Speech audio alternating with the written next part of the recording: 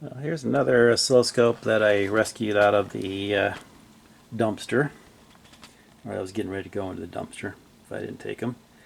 This is a, you barely read it there, the Type 321 oscilloscope from Tektronix. It was released in 1960, and it was battery operated.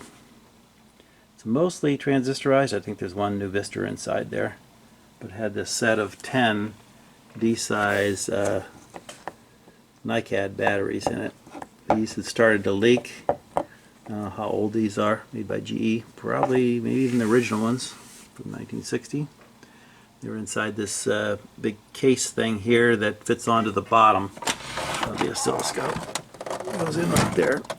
There's a connectors there for either AC or DC, and I don't have the cable, so I think to get this working I will need to load it up with D cells and try it out. Unfortunately, one of the ends here has a piece of the metal that broke off just because of oxidation of the batteries. I think this side's going to be okay. It goes from the other side of it. So I'll figure out what to do here to make that connection, and put some regular batteries in it and see if it works, since I can't charge those anyway. But cool scope from 1960. I bet it still works. Here's some documentation on it. Vintage Tech talks about it's a 5 megahertz, introduced in 1960. So see if we can get it to work.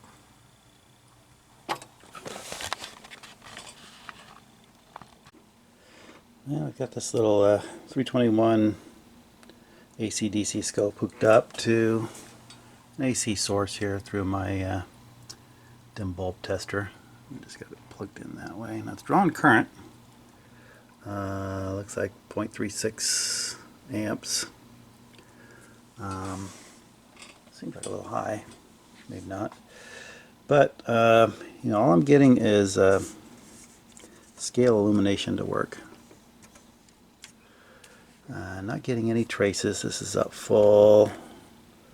And I've got this set to where, you know, it should be showing a trace, moving the position around.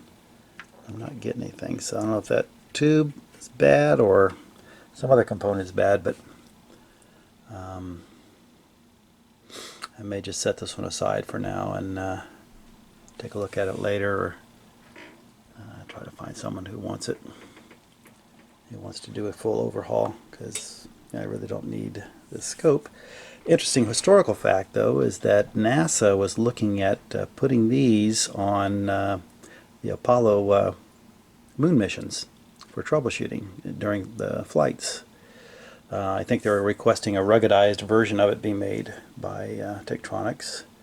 It never really happened, but there is some emails that I've seen, or some, not emails, because they didn't have email back then, but letters that were written back in the early 60s requesting some information on how that could be done. So, interesting history on this guy, but I think I'm just going to